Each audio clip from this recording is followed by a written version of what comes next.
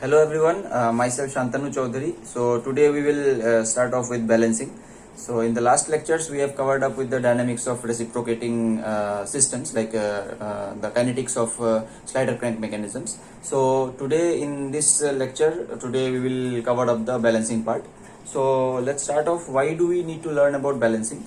So in many of the rotatory systems like turbines or compressors, so many times what happens, the blades are not symmetric. So because of that there can be some eccentric masses. So because of the eccentricity of the masses there are centripetal forces generated, which in turn causes unbalanced forces. So these unbalanced forces creates unnecessary vibrations in the system, so which is undesirable. So if in order to minimize the vibrations, which may or may not be completely possible, so we need to learn what we understand by balancing. So let's start. So in the first step of balancing, there are basically two types of balancings that we will learn. So the first is what we call as balancing of rotating systems. Balancing of rotating systems. This is the first aspect of the lecture. In the second aspect of the lecture, we will learn about the balancing of reciprocating systems. Okay. So there are two aspects to this lecture in today's lecture. So the first aspect we will learn about the balancing of rotating systems, and in the second aspect we will learn about the balancing of reciprocating systems. Okay. So in rotating systems there we will again learn about two types. The first one is what we call as the static balancing, and the other one is what we call as the dynamic balancing. Okay. So this is the overview of the lecture. So first we will start off with the balancing of rotating systems, wherein we will learn about the static balancing, and then we will eventually move on to the balancing of dynamic balancing of rotating systems. So then we will move on to the second aspect, which we call as the balancing of reciprocating systems. So let's start with the balancing of rotating systems. So the basic idea is that, let's say we have a rotor like this. So this is our, so there is a shaft going into the board through this point. So let's say we have some blade like this, and we have some blade like this, and we have some blade like this. So this is basically the system of a turbine or a compressor. So this is a shaft. So all these three blades lie in a single plane. So what happens is that all these three blades are identical in nature, but practically the masses of these three blades might not be equal. In many times the masses are not equal. So in most of the systems practically these masses are not equal. So instead let's say we consider this as the center of mass, and this is the center of mass. So we replace these blades by equivalent masses placed at the center of mass. Let's say this is 1, this is 2, and this is 3. So this one is 1, this one is our, let's say if this distance is our R1, so at R1 we place, R1 is the distance of the center of mass from the center of this rotor.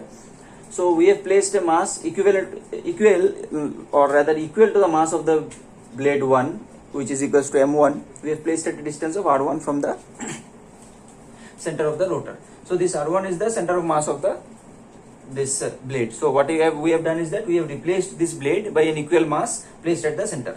Okay. Similarly for the 2 and 3, similarly for 2 and similarly for 3. So this is M2, this is M3. Okay. So what happens is that as this system rotates, so what will happen is that this mass, all these three mass will move in a circular path, right? All these three mass will move in a circular path. So when these, as we have learned in engineering mechanics, if any object or any point mass rotates in or moves in a circular path, there is a centripetal acceleration, right? So if it moves in a constant uniform velocity, so the linear velocity direction will be this. Okay. So the linear velocity direction will be this. So the acceleration direction will be, if the velocity is constant, if the magnitude of the velocity is constant, then the acceleration will be acting in this direction, right? So if we consider one of the mass, so this is the tension. This is the tension generated by this rod. Let's say this is T, and if this is the mass, let's say T1 is equals to, so this tension will be responsible to produce the centripetal acceleration. So this is equals to m1 r1 omega square. We will consider only constant angular velocity in all of the systems. If the angular velocity is not constant, then this T1 represent at any particular instant. Okay, at any particular instant. In the next instant, this omega will change, so T1 has to change. So in those cases, there will also be an acceleration in the tangential direction. But for our studies, we will take angular velocity to be constant, so that there is no linear acceleration in the tangential direction. So the tangential direction acceleration is 0, and we have only the normal direction acceleration, which is the centripetal acceleration. So what do we get is that the tension is equals to the centripetal force. So this tension is generating the centripetal force. Now if we draw the free body diagram or of the shaft of this point of this shaft, the center of the rotor, so this tension will be acting in the shaft from Newton's third law in this direction, right? So this is the tension. This tension is in turn equal to the centripetal force. Okay, so similarly we can replace this directly with the centripetal force, m2 r2 omega square, m3 r3 omega square. Okay, so these forces are what we call as the centrifugal forces acting on the center of the rotor. Okay, so now all these three forces are lying along a single plane. All these three forces lie along a single plane. Fine. So now let's consider, let's say we consider this as our horizontal axis, let's say our x, and this is our vertical axis, let's say our y. Okay, now we say that the system, this rotor system, this is one of the examples. There can be various systems like this. So this rotor system is in a state of static balance if the net resultant force is equals to 0.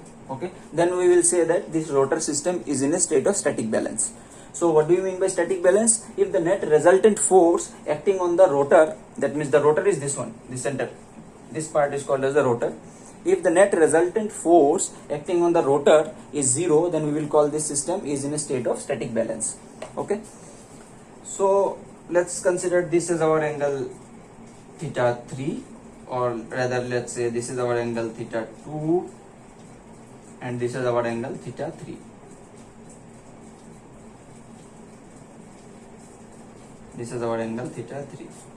Okay, and this one is angle theta 1. Okay, so the net forces will be m1 r1 vector omega square, this is the net force, plus m2 r2 vector omega square plus m3 r3 vector omega 3 square, sorry, omega square. This should be equal to 0. So if the system is in static balance, then all the sum of these three forces has to be 0. Okay, then we will say that the system is in a state of static balance. Okay, now instead if we consider that the system is unbalanced, like all these sum of all these forces are not equal to 0, in that case we will need to do the balancing so that the system does not generate any vibration. So the simplest way to do a static balance is to place a counter mass.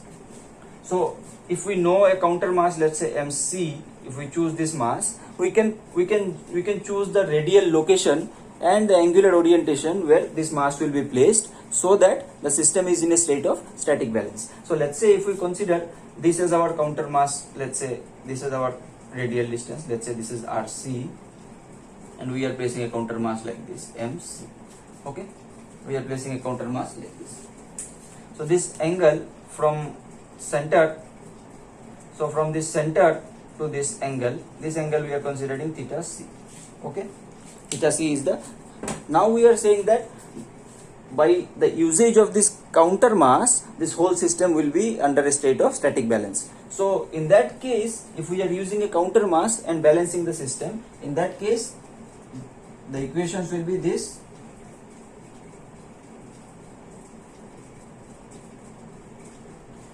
this is the vector equation plus MC, this is the known mass, this is the known mass, okay, RC vector omega square. Okay, so this is our basic force balance equation which we are getting. Okay, okay, so what we will do here, omega square is the same for all this, so we can write like this: M1 R1 vector plus M2 R2 vector plus M3 R3 vector plus M4 R4 vector. It should be equal to 0. Okay, this we can write. So now let's continue. Let's erase this one. So instead of using the vectorial equation, we can simply resolve these vectors into components in the x and y direction. Okay, so let's say if we have n number of masses, let's say we have n, instead of here we have taken 3, instead of 3, let's say we have n number of masses. So what we can write is that we can write this, we can combine these 3 and we can write it as summation I equals to 1 to n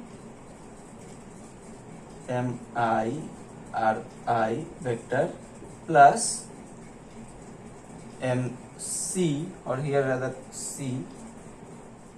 Okay, so from the earlier equations we can get this vector equation, summation of I equals to 1 to n mi ri vector plus mc rc vector should be equal to 0. Okay, so this vector equation can be resolved into two components, one along the x direction and one along the y direction. So in the x direction we have written, this is the equation. We can resolve this r vector in the x direction as ri cos theta I for each of the masses, and for the counter mass we can resolve this rc vector as rc cos theta c in the x direction. Okay, similarly in the y direction. So basically we have two equations for two of the unknowns.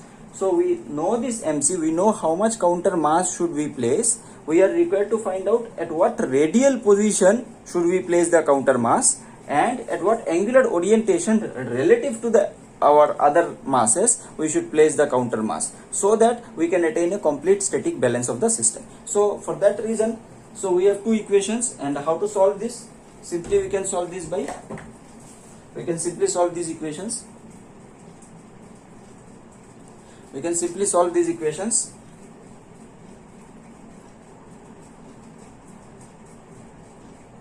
Okay, so we can write the first equation as this, minus mc rc cos theta c equals to minus of summation of I equals to 1 to n mi ri cos of theta I.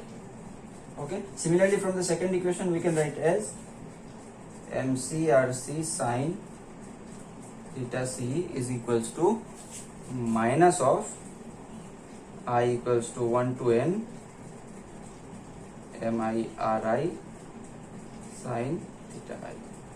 Okay, so we have now two equations. So these are the two equations. We can take the ratio of these two equations so that we can directly find out tan theta c. So what we can write is that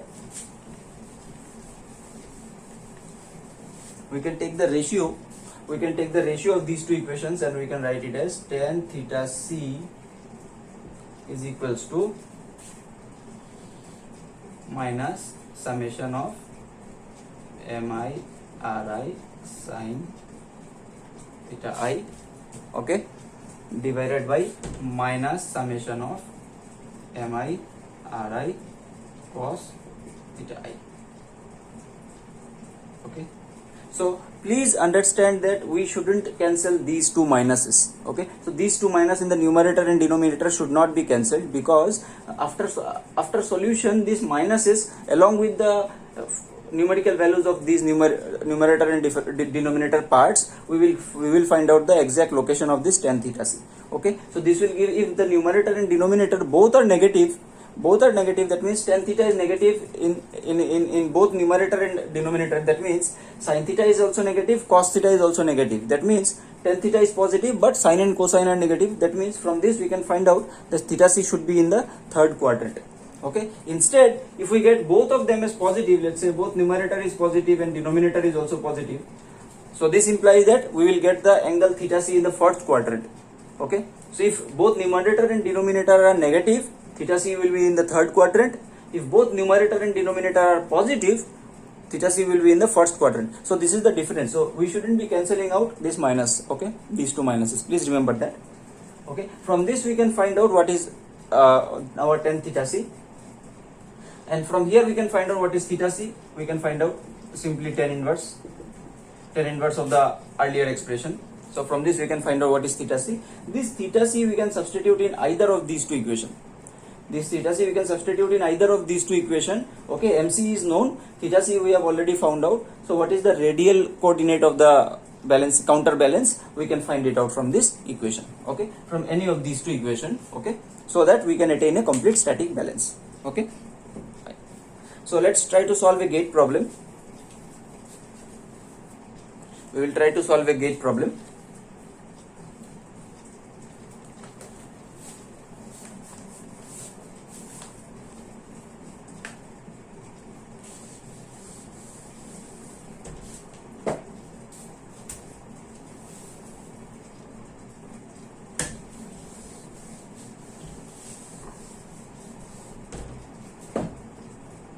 So this question has appeared in GATE 2005. This question appeared in GATE 2005. So there is a disk. Okay, there is a disk like this. Okay, so this is the center of the disk. So in the horizontal direction there is an eccentric mass m1. There is an eccentric mass in the disk. So the diameter of the disk is given as 1 meter. There is a horizontal, in the horizontal line there is a mass m1. There is another mass which is this m2, eccentric mass. This is m2 from the center. So this length, the length of this mass m1 is given as 50 mm. So this length is given as 50 mm. This length is given as 60 mm. Okay, so both m1 and m2 are equal to 0.5 kg. Both m1 and m2 are equal to 0.5 kg. Okay, so we are required to find out at what location, at what radial coordinate a counter mass should be placed so that the system is in static balance. So at what radial location we should place a counter mass of 0.1 kg. Okay, we are required to place a counter mass of 0.1 kg at which radial location so that the system is in a state of static balance. So what we will assume is that, this assumption, initially what we will assume is that, let's say we are considering a counter mass placed like this. Okay, so this is our counter mass MC placed like this at a radial distance RC. So from the center this coordinate is our RC. This is our RC. This we have assumed. Okay, so let's say this angle, this is not mentioned in the question. Okay, so this angle is theta c. We are taking this angle as theta c. This has not been given in the question. So we will be required to find this out. Fine.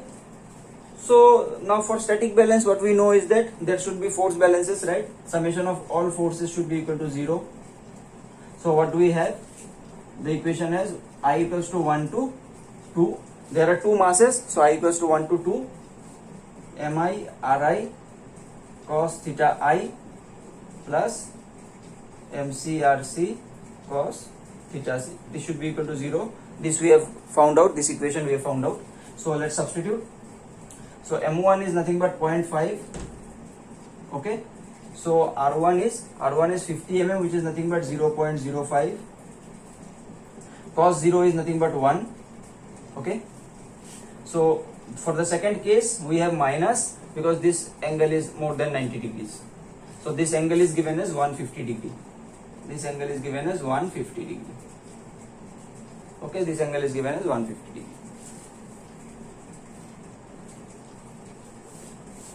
So this angle, included angle between these 2 point masses, is given as 150 degree. So from this we can find out cos of 150 degree. So cos of 150 degree is minus, right? So cos of 150 degree is 90 degree plus 60 degree. So minus sin 60 degree. Fine. So minus M2 is 0.5. into R2 is 0.06 into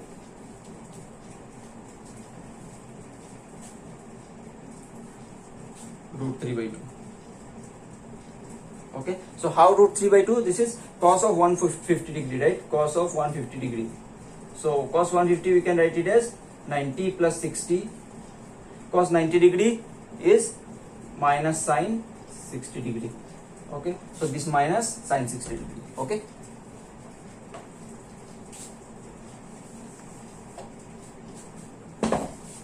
so this plus MC is 0.1, RC is unknown, cos of theta C is also unknown. This should be equal to 0.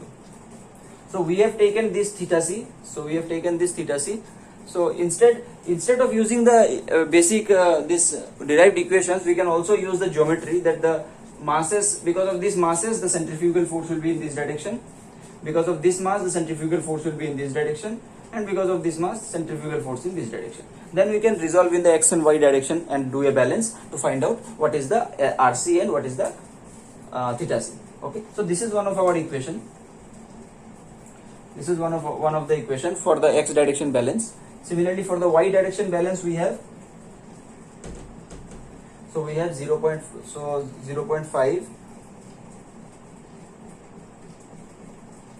0.05. Sorry, for the y direction balance, this will not have any force. This will not have any component of force in the y direction. So this will be 0 into 0. Okay, this will be 0 plus this quantity will have a component in the y direction.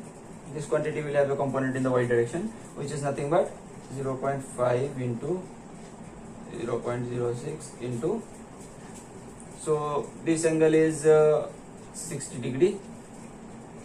So this angle is 60 degree, right? This angle is 60 degree. So total is 150 minus 90 is 60 degree. So 60 degree means cos 60 degree, right? Or we can use sin 30, both is okay.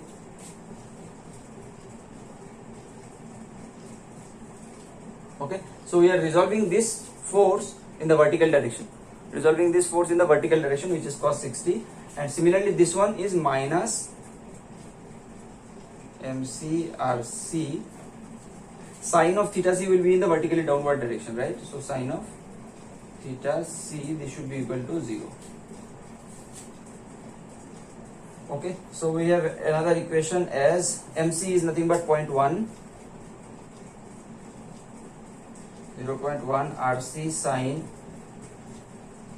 theta C should be equals to 0.5, 0.06 cos 60 degree.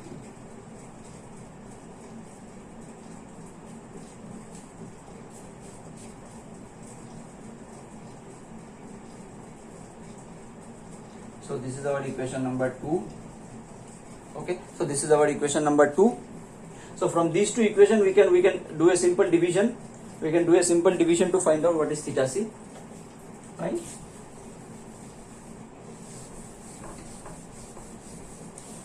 We can do a simple division. So we can do a simple division to find out as tan theta C should be equals to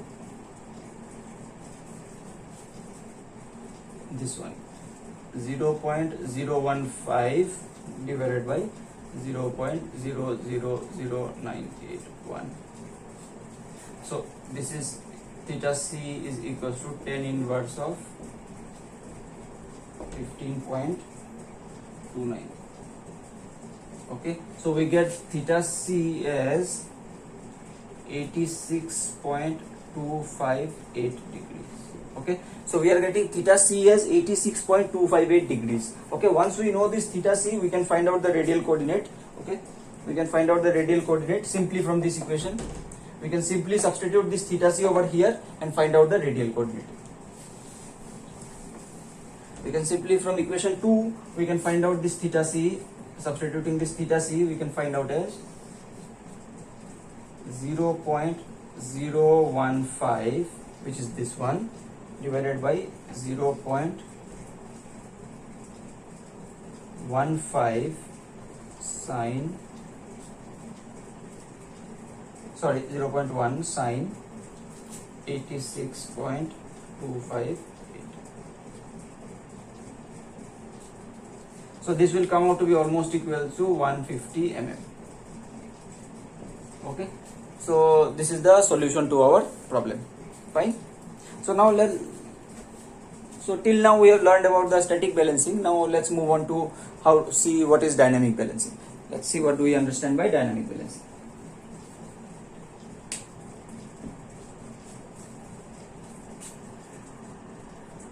So now let's understand what do we mean by dynamic balancing.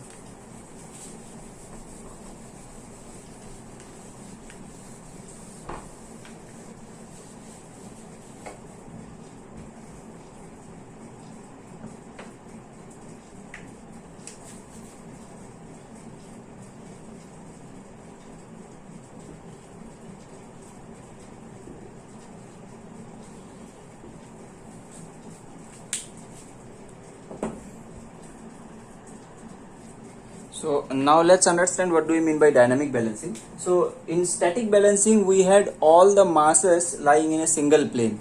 Okay, so now let's say instead of all the masses lying along the single plane, we have masses lying at different planes. Let's say we considered a rotor shaft like this. Okay, so this is a three-dimensional view. Okay, so isometric view, or rather say. So let's say we have a shaft like this or a rotor. So we have, this is our x plane and this is our y direction. Let's say this is our x direction and this is our y direction. Let's say okay, so we have certain masses, let's say like this. This is mass number 1, m1, placed at an angle θ1 from the x-axis, and distance is r1. So we have, let's say, another mass like this, m2, r2, which is along the y direction. Okay, and we have, let's say, some other masses at some other direction. This is m3, so this angle is, let's say, θ3. Okay, so what we were doing is that all these three masses were lying along a single plane. Okay, now instead we have, these masses are not lying along a single plane. These masses are located at different points and lying at different planes along the length of the rotor. Okay, so in such a case, what is the first step is that if we place a certain counter mass at any of the convenient plane, then instead of the forces, there will also be couples, right, which needs to be balanced. So let's say we have one of the centrifugal force like this, one centrifugal force will be like this, and the other centrifugal force will be like this, right? So all these three centrifugal forces, the resultant of this can be balanced by one single counter mass. But there are also, apart from the centrifugal forces, there are also couples created by the centrifugal forces. As we can see that this force into this distance is, let's say, L1. This distance multiplied with this force will give will give a couple, basically a moment about this point. Okay, basically a moment about this point. This force, this distance multiplied with this force will give a moment about this point. Okay, which is unbalanced. Similarly, we will also have this length L2, and we will also have this length L3, right? All these centrifugal forces multiplied with the respective lengths will give us couples, right? Will give us net resultant couple around about this point. So if we place a counter mass only at this point, the forces can be balanced, but these couples may not be balanced. Okay, these couples we cannot balance by a single mass placed at this position. So what we need to do is that we need to take two different planes. Let's say one plane is over here and another plane is over here. Okay, another plane is over here. So we need to take two different planes along two different points along the rotor, and we need to place two different counter masses so that we can balance the net resultant force and also the net resultant couples. Okay, so let's say if we consider this position, from this position to this position, we are placing a counter mass like this, MC, let's say counter mass 2. Okay, at a radial distance RC2. Okay, and this length we consider is as, let's say, LC2. Okay, and another counter mass we will place it over here. So we are placing counter mass over here and we are placing counter mass over here. So one counter mass, let's say MC1 RC1 is placed in this plane and another counter mass is placed in the other plane, let's say over here. Fine. So we have two different planes. So for basic for a complete dynamic balancing, we need both the forces and the moments should all these should be balanced. The forces are due to the centrifugal forces and the moments are due to the centrifugal forces multiplied with the distances, right? So the distances are this L1 multiplied with centrifugal force 1, L2 multiplied with centrifugal force. This is basically the moment about this point. Moment about this point. So all the moments and all the forces has to be balanced in order for the system to be dynamically balanced. So for the basically first equation, let's say the force vector should be equal to 0. As earlier, we can write it as summation of I equals to 1 to n mi ri vector. Okay, this is for the centrifugal forces plus now we have two counter masses mc1 rc1 vector plus mc2 rc2 vector. This should be equal to 0. So this is our basic equation from the forces. Okay, so this is a vector equation. So we have two unknowns over here which we need to solve.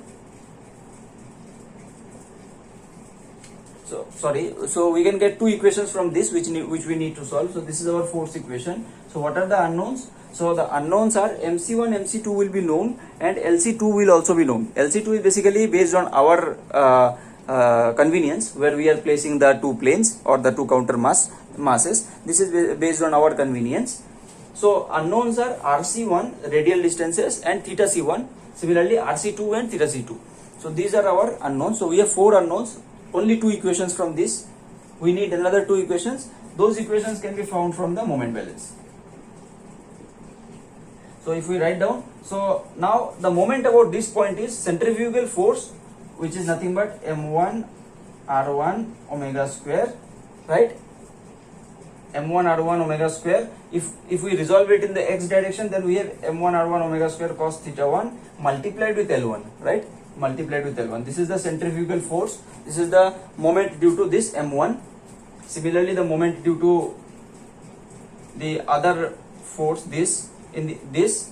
Okay, so this does not have an x component. This one will have an x component. So we have minus m3 r3 omega square cos theta 3 L3. Fine. We have like this one. Okay, now with the counter mass. So the counter mass also will have some x component. Let's say which is this mc2 rc2 cos of theta c2 omega square lc2. This should be equal to 0. Okay, this is basically for the x component. Similarly, we can write the y component. So we can combine both of these equations. Both of these equations can be combined.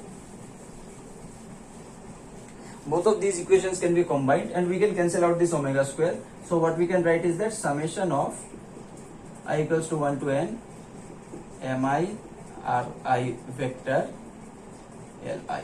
Right? We can write down this mi ri vector li. Okay. So this is basically the couple. Omega square has been cancelled. So r cos theta is nothing but this. Ri vector is r cos theta. Similarly, in the other direction, r sin theta. Right? Plus we have this counter mass. Since we are taking moment about this end, so this mc1 will not create any moment, right, about this point. The centrifugal force and the moment creating plane is the same, so the r vector is 0. So in this case we will get mc2 rc2 vector multiplied with lc2. This should be equal to 0. Fine, this should be equal to 0. So from this, so from here we have two equations. Here we have two equations. So first what we can find out is that tan theta c2 we can find out. Tan theta c2 we can directly find out as minus summation of I equals to 1 to n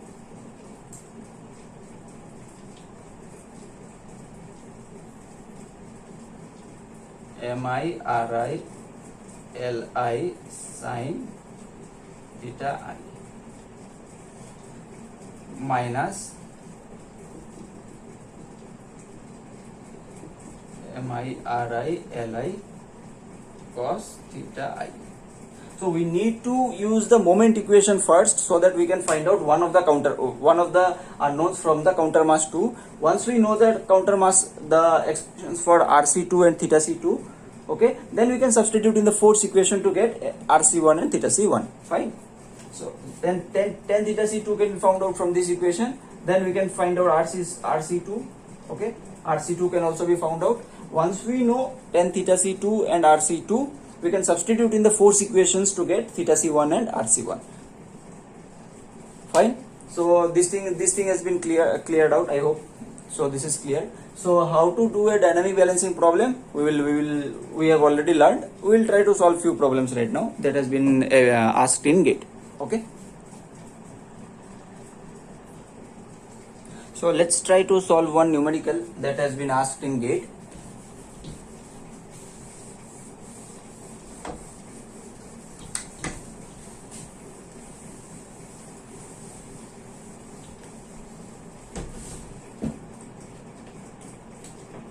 So we have a shaft like this.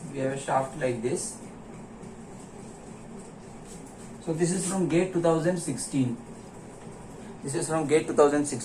So we have a shaft like this. So there is one mass which is placed like this. So this is a bearing, and this is a bearing.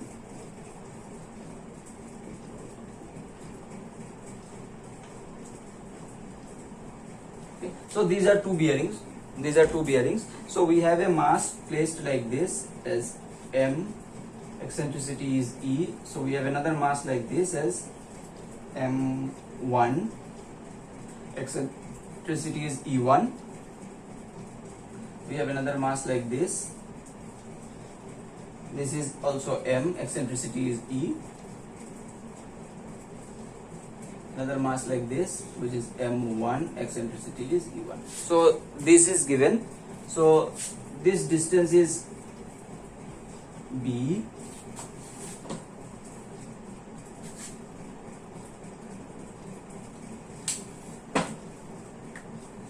This distance is B. From here to here we have what we call as A, and from here to here we have this distance as A1.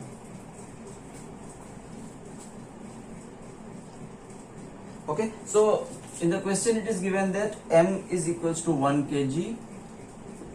M is given as 1 kg. E is given as 50 mm. E1 is given as 20 mm. B is given as 0.3 meters. A is given as 2 meters. A1 is given as 2.5 meters. So what is this M1 we are required to find out? Okay. So what is this M1 we are required to find out? Fine. So what we can understand is that this system, first we need to check whether this system is in a state of static and dynamic balance or not. Okay. So if the system is in static balance, then we will move on for the dynamic balancing, right? Okay. So for static balance, see, we are here, we do not need to give different orientations. Why? Because each of the masses are diametrically placed opposite to each other. Okay. So we do not need any different orientations. Okay. So this will be very simple problem. So this orientation is not required because each of the masses are diametrically opposite placed. Okay. So let's start. So first of all, we check for the force balance, if there is any balance of force. So in the x direction, these masses are only in the vertical plane, so there is no x component. So we directly balance the force along the y direction. So we have M R omega square for this one minus M1 E1 omega square for this one minus ME omega square for this one plus M1 E1 omega square for the last one. As you can see, all these are cancelling out. And this equation is becoming a trivial one, right? This is becoming a trivial one. So 0 is equals to 0. That means this system is already under a state of static balance, right? So we need to go for the balancing of the moments.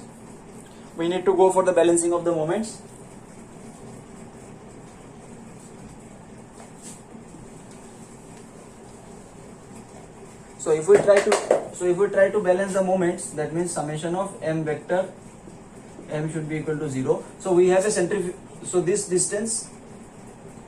So what we do is that for moment balance we choose this as our plane. This is our reference plane.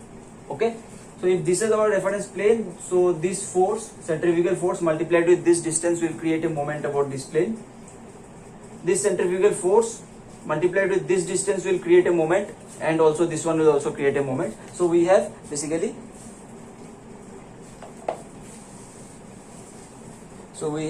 this.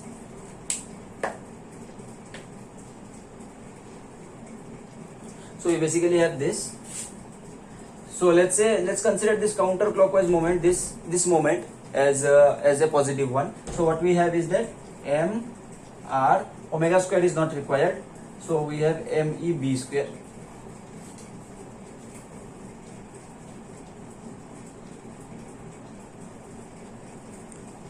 Sorry, not b square. So m r, omega square is not required, multiplied with length, m e b, fine.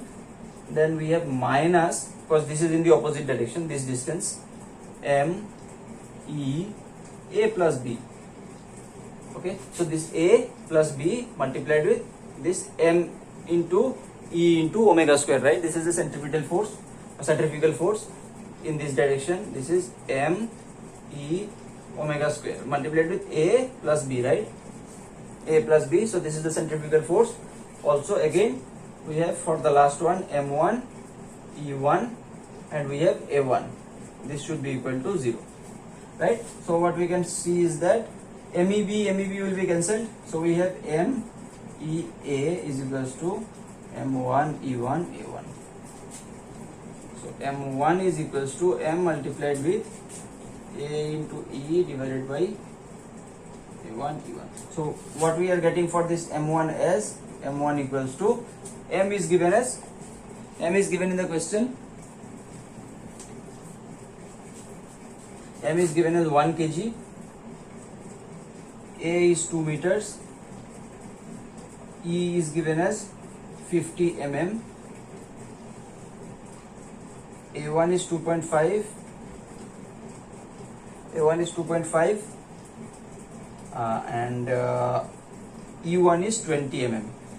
So what we get is that, so 2.5 by 5 we get as 2 kilos.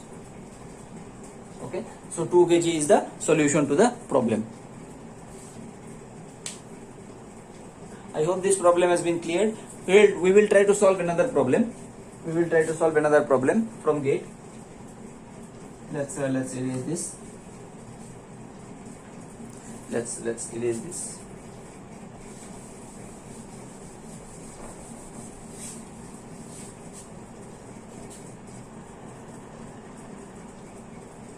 So let's erase this.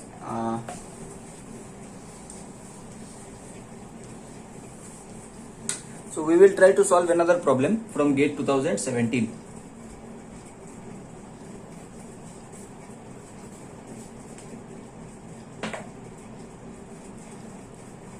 So from GATE 2017. So we have a rotor shaft like this. So this is the side view. So we have a mass placed like this. We have another mass placed like this at 120 degree.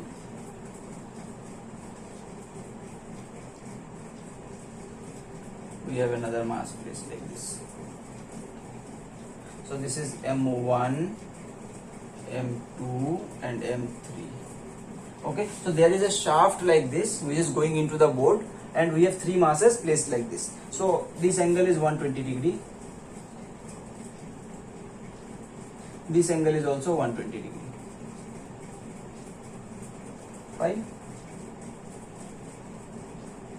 So M1 is given as 10 kgs.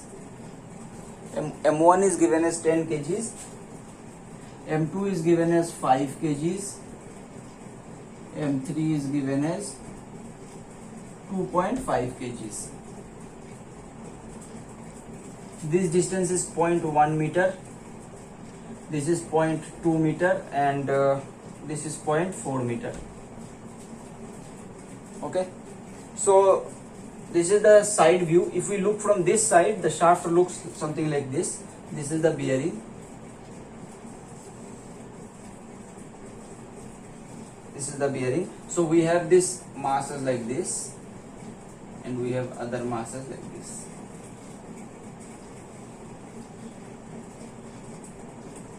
Basically, this is our XY coordinate system. This is our XY coordinate system, and this is our YZ coordinate system. This is our YZ coordinate system. So this is point A and this is point B.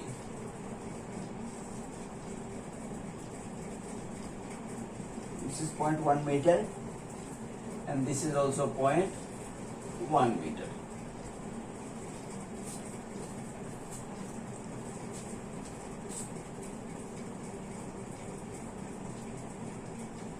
So omega, or this angular velocity of this shaft, omega, is given as 1000 radian per second. This omega is given as 1000 radian per second. So we are required to find out for the complete balancing, for the complete balance of this system, what is the bearing reaction RB? What is the bearing reaction at B? Okay. So the question is clear. So the bearing reaction at B has to be found out if the system is under a complete balance.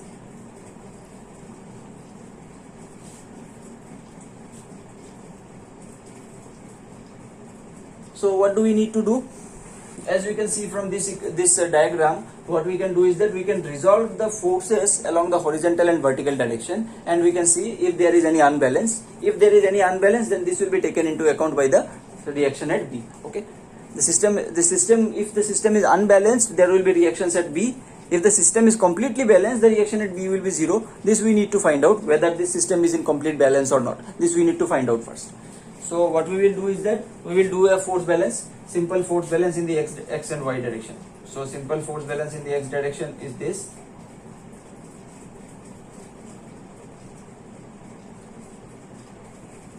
Force balance in the x direction.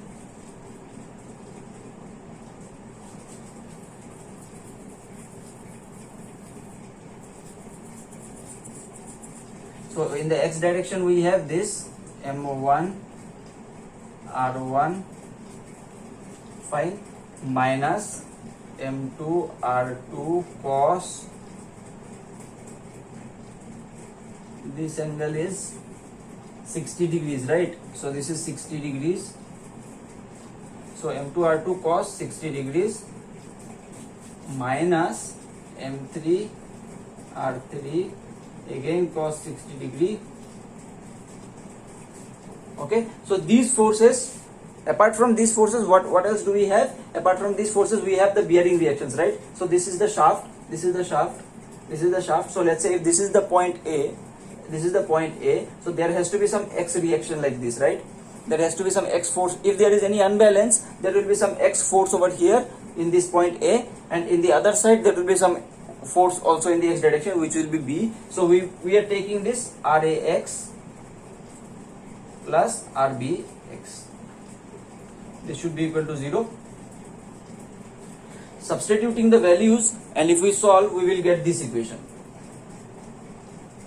RAX plus RBX, this should be equal to 0. Okay. So after substituting the value of M1 and M1 R1 for others, M2 R2, M3 R3, we will get this as the equation. Fine. So another equation for this RA and RB will be from this diagram. We know that this is our X direction. So this is our X direction. So RA into 0.1, RA into 0.1, from here we see that RA and RB are opposite to each other. So RA into 0.1 plus RB into 0.1 should be equal to 0. This implies that from the moment balance about this point, okay, we get RA into 0.1 plus RB into 0.1.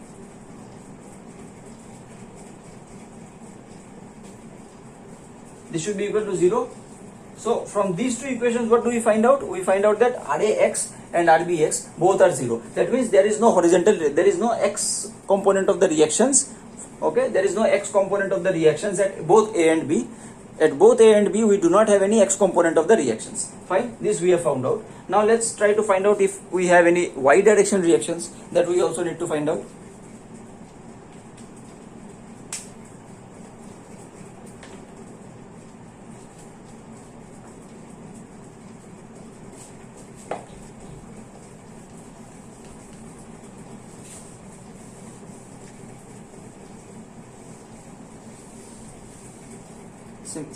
By doing a similar type of analogous solution, we have M2 R2 sine 60 degrees minus M3 R3 sine 60 degrees plus RAY plus RBY. This should be equals to 0.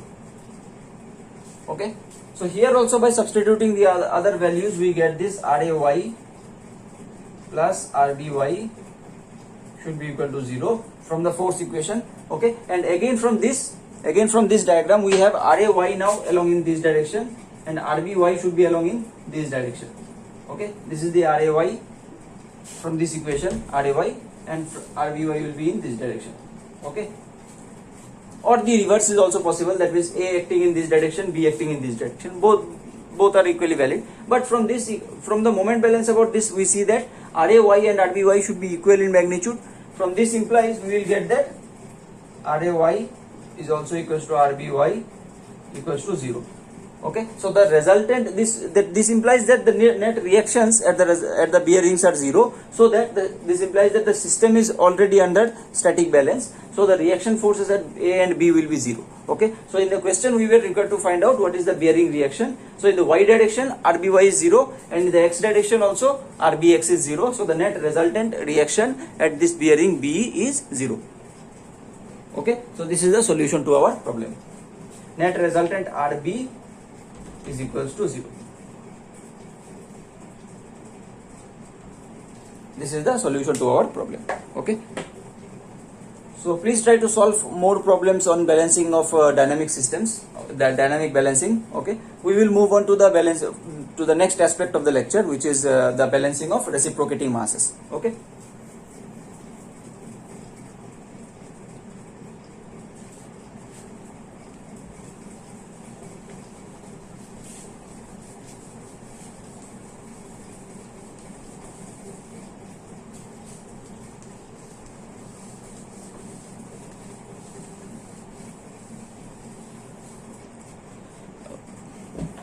Now we will start off with the balancing of reciprocating masses.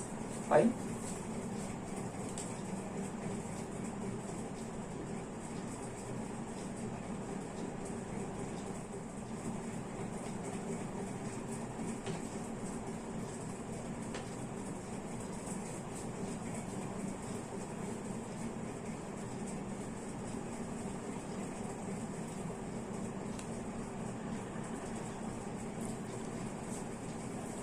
So we will start off with the balancing of reciprocating masses. So let's consider a slider crank mechanism. So this reciprocating mass is for a single cylinder slider crank mechanism. So we might have multiple cylinders also. So mostly in gate, multiple cylinder balancing of multiple cylinders is not so required in from gate aspect, from gate point of view, balancing of multiple cylinders is not much required. So we will consider only balancing of single cylinder. So let's say we have a slider crank mechanism like this. We have a bearing. So we have a bearing like this, and we have a crank like this, and we have a piston like this.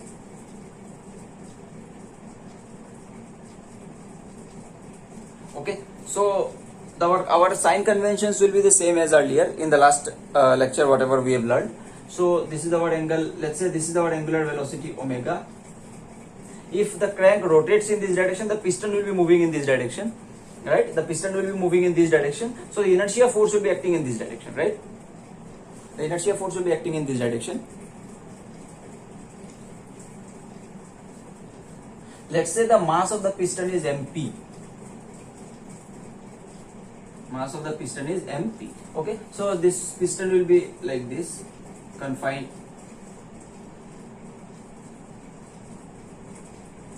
The piston will be confined inside the cylinder. Fine. So we have learned that the acceleration of the piston, we have learned in the earlier lecture that the acceleration of the piston is given as r omega square cos theta plus cos 2 theta by n. Okay, this equation has been derived in the earlier lecture. So the acceleration of the piston is given as r omega square cos theta plus cos 2 theta by n. This we can write it as theta plus r omega square by n cos of 2 theta. Okay, so this part is what we call as the primary inertia force.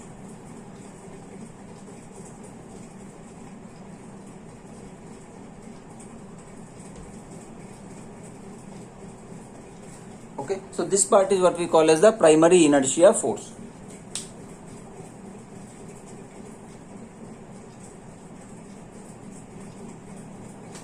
And this part, this second component is called as the secondary inertia force.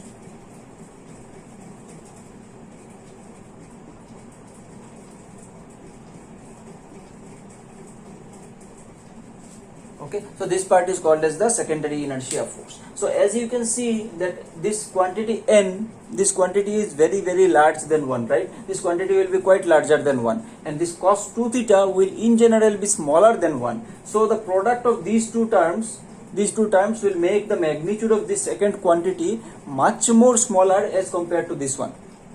Okay, so the primary force is the major component which needs to be balanced in a reciprocating mass. Okay, so we will try to balance out this primary inertia force majorly.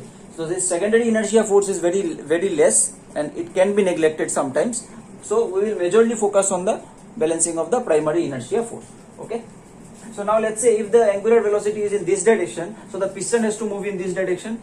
So if the piston has to move in this direction, the movement of the piston is in this direction, so the inertia force of the piston, which is the resisting inertia force, it will be acting in this direction. This will be the resisting inertia force. Okay, so this force will be acting on the connecting rod. Okay, so the net, this is the net inertia force which the connecting rod will be facing, right? So the force acting on the connecting rod, the total resultant force we have derived in the last lecture. The resultant connecting rod forces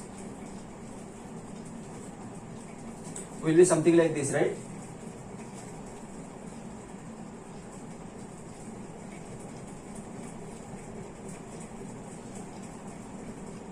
Okay, this is the resultant connecting rod force. Okay, this is the force. This force will be acting on the piston through this in this direction. Okay, which will be balancing which the component of which will balance out the inertia force, right? So this we have derived in the earlier lecture. So this is the connecting rod force. So now if we draw the free body diagram of the crank, let's say this is point A, point B, point C. So this is B, this is C. Fine.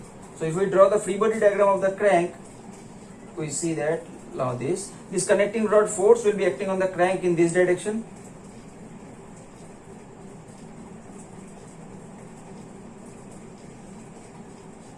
Okay, so this connecting rod force will be acting on the crank in this direction.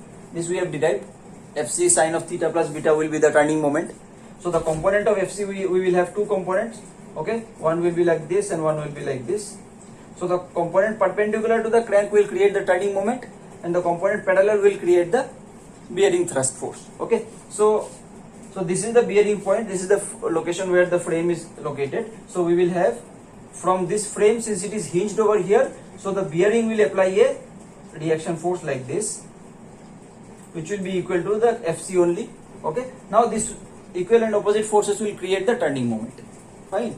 Now if we consider the bearing, now this Fc will be applied by the bearing on the crank. So from Newton's third law, the crank will also apply a same equal and opposite force on the bearing. So the bearing over here will experience a force Fc in this direction. right? So this is the force experienced by the bearing. This is the force experienced by the bearing. Okay, this is the force experienced by the bearing from the crank. So this force and this force, these are equal and opposite reactions, action reaction pair, right? So this is the force that the bearing will be experiencing. Okay, so this force has two components now. This can be resolved into two components. One of the component is the horizontal component. One of the component of this will be the horizontal component. Okay, so FCH, let's say, and the other component is nothing but FCV. Okay, so from this bearing, so this bearing extends up to this point, right? Extends up to the piston part. Extends up to the piston part. This whole part is the frame. This is our frame. The whole piston part is our frame. Okay, so if there is, so when we draw the free body diagram, we will also have a reaction forces like this, right? The normal reaction acting on the piston. So if this is the bearing force experienced by the bearing, okay, because of the crank, so there will also be a normal reaction over here because of the piston, which is nothing but FCV. Okay, we have derived this in the earlier class. So what we can see is that this FCV, this force is balanced basically, right? The force experienced by the frame in the vertical direction is already balanced, but it will create a couple.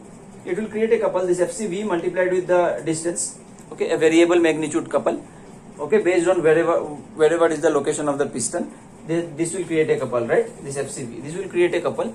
The magnitude will be very less. The magnitude will be very less. Okay, magnitude will be very less. So the only unbalanced force that we have is the FCH. Okay, because of this reciprocating piston at the frame we have only a horizontal direction unbalanced force, which is nothing but FCH, right? And this FCH is equal to this one. Okay, FCH can be found out from this one both. FCH will be m times of acceleration, right? M times of acceleration is the FCH. Okay, m times of acceleration will be the FCH.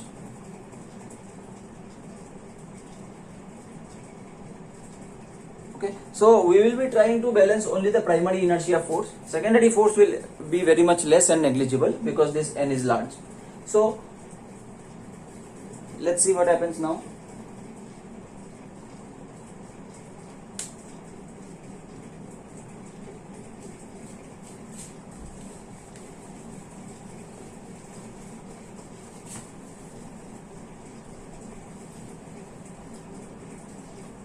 Fine. So now let's say instead, so by the earlier idea that we have used earlier, so we have, because of the reciprocating mass at the frame we have only a horizontal component of the force which is unbalanced. Okay, so we have a horizontal component of force which is unbalanced. So to balance out this force, let's say if we place a counter mass like earlier, if we place a counter mass over here, let's say like this, so what will happen is that this counter mass will have two components of the centrifugal force.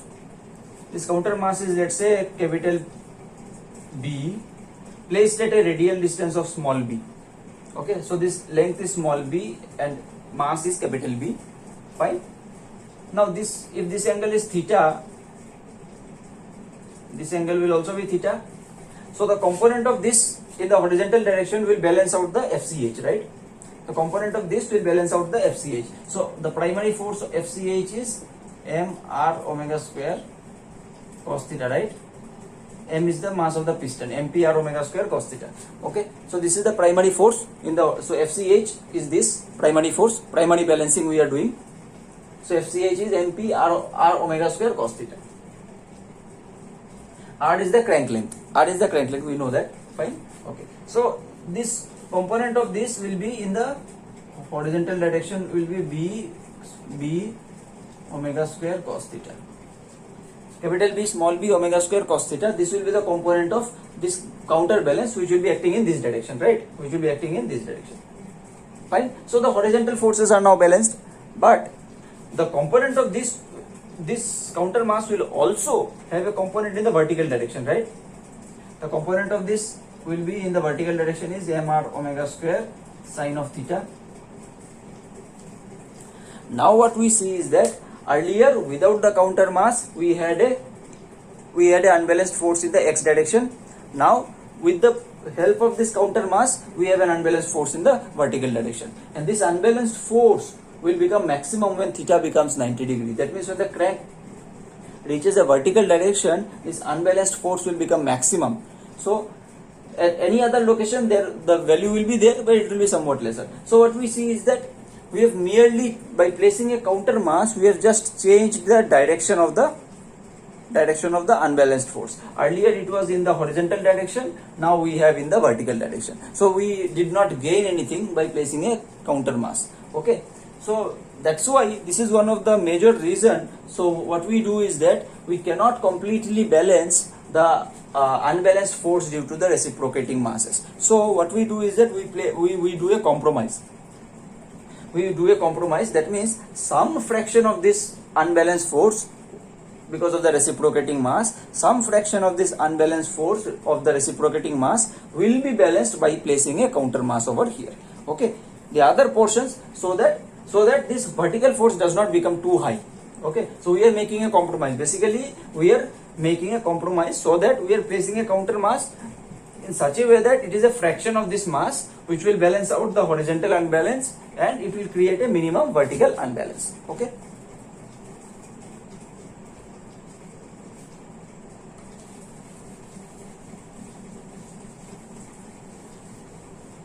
so let's say if we take C as the fraction of MP, then the counter mass that we will be using over here will be C times of MP. Okay, C times of MP. So C times of MP multiplied with, let's say if this B, instead of this B, if we place it at a crank location, that means at same location as the crank, the length is the same as the crank. In that case, C into MP into R omega square cos theta. Okay, this will be the component of this mass in the horizontal direction. Fine. And because of the reciprocating mass, the horizontal unbalance is MP R omega square cos theta. Okay, so the unbalanced force in the x direction is 1 minus C into MP R omega square cos theta. Okay, this is the unbalanced force in the x direction. Fine. Similarly, we have the unbalanced force in the y direction as C into MP into R omega square sin theta. Okay, this is the unbalance in the y direction. So the total resultant unbalance, what do we get? The resultant unbalance as under root x square plus under root y square. Under root x square plus y square. Okay, so this is our resultant unbalance. So this is the amount of force which is unbalanced, and we cannot balance this. Okay, because of the primary balancing. So what have we learned? What we have learned that because of the reciprocating mass, a net resultant horizontal force equal to mass of the piston times R omega square force acts on the frame. Okay, so to balance that, what we do is that we may take a fraction of this piston mass and place it radially opposite to this crank. Okay, radially opposite to this crank, a fraction of this piston mass we place radially opposite, so that we balance out some part of the unbalance due to reciprocating mass. So the resultant unbalance we can find out. Okay, now this is only for the reciprocating masses. Now let's say if we have also the mass of the crank. So the mass of the crank is a rotating mass which can be completely balanced. We have learned in static balancing. So this, if we also have the mass of the crank, so we will add up to this mass over here. Okay, so that the complete balance can be achieved. So let's try to solve one problem based on this concept.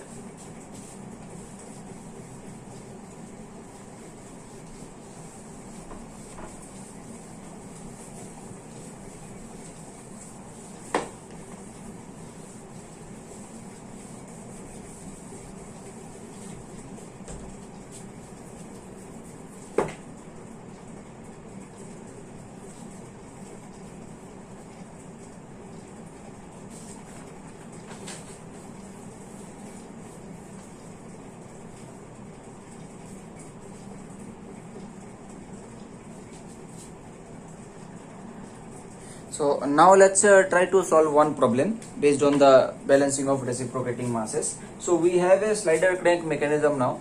We have a slider crank mechanism like this.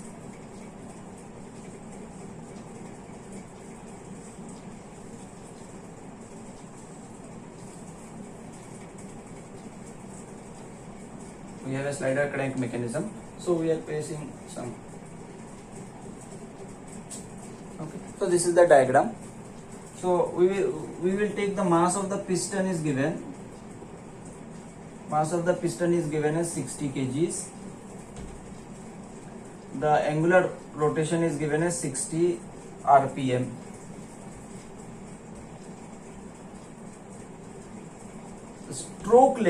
The stroke length of this is given as 320 mm. So the crank radius is 160 mm, obviously.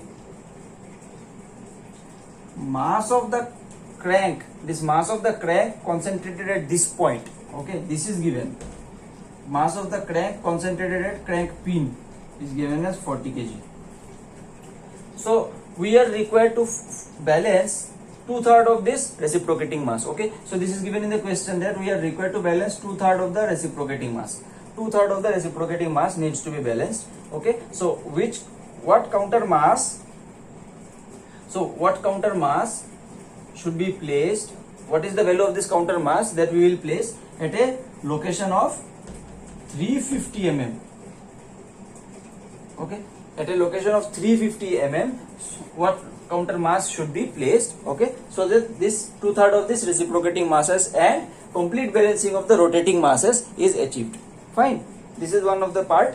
The second part is that when the crank has turned by 50 degrees, when the crank has turned by 50 degrees, what is the resultant unbalanced force? What is the resultant unbalanced force? So we are required to find out. So we have to understand the problem that because of the reciprocating mass at the bearing,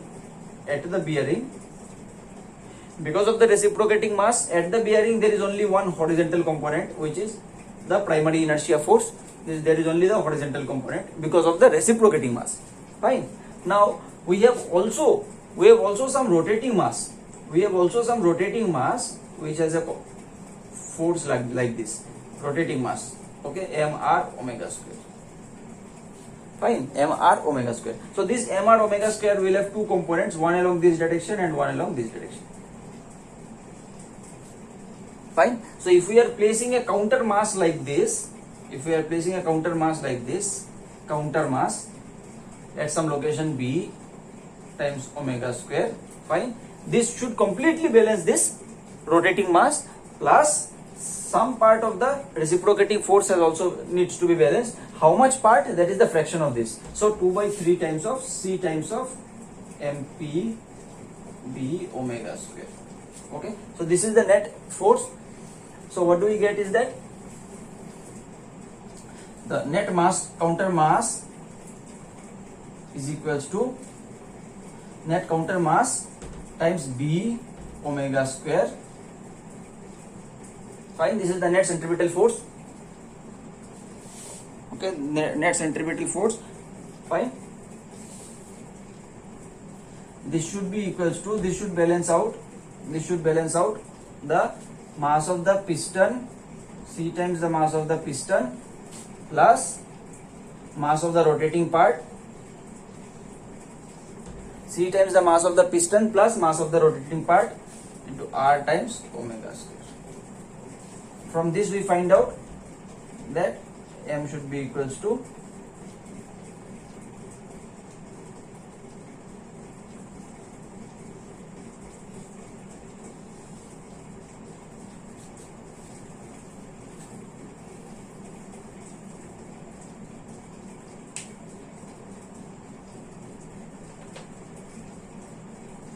now what is basically we are doing is that the horizontal component of this force,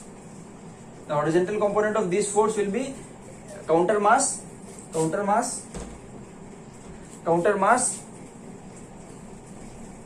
counter mass b omega square, right? This is the centrifugal force. The horizontal component will be mc b omega square cos theta, right? This angle is theta, so this angle is theta, cos theta. This should balance out a fraction of this horizontal force due to the reciprocating mass plus the whole of this rotating mass, right? The whole of this rotating mass. So the fraction of this rotating mass is mp into c plus whole of this rotating mass is m r omega square cos theta, right? So this cos theta gets cancelled, omega square also gets cancelled. So from this we find out this mass as m is nothing but 40 plus 2/3 of 60 multiplied with r is 160. This is 350. This is 350 is given. We are required to place the counter mass at a location 350 mm from the pivot point. Okay. So here from this we get the counter mass as 36.57 kg. The value of the counter mass we are finding it out as 36.57 kg. Okay. So the first part of the question is solved. Now we are required to find out what is the resultant unbalanced force. We are required to find out what is the resultant unbalanced force. Fine.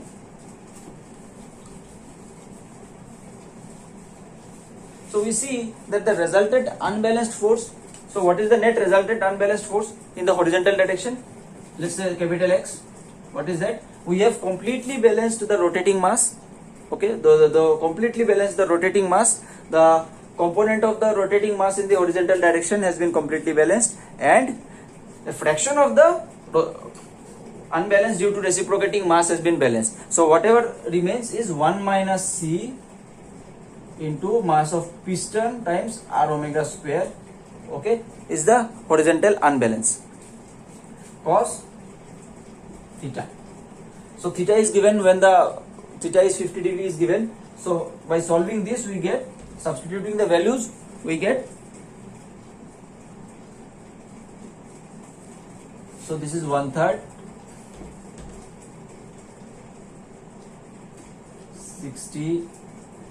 160 mm. Omega is nothing but 2 pi.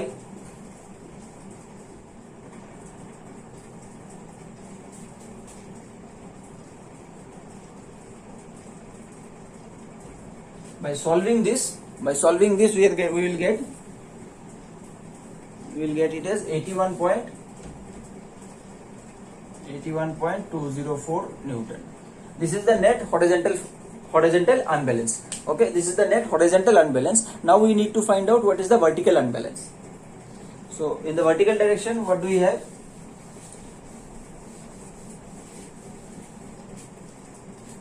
What do we have in the vertical direction?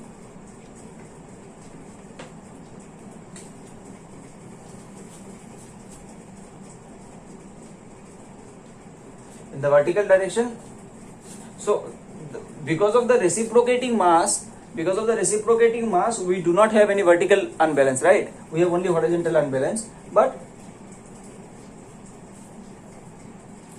so because of the rotating mass, there will be some vertical component of forces. So let's find it out. So this counter mass b omega square sin theta, right, minus m r omega square sin theta, right, m r omega square sin theta. This is the net vertical force. This is one component of this counter mass will be in the vertical direction, this, and one component of the rotating mass, only rotating mass. Reciprocating mass does not have any vertical component, so there is no reciprocating mass.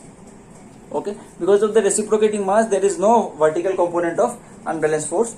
So the unbalance is only due to the rotating mass. This we have subtracted, so we can find out the total.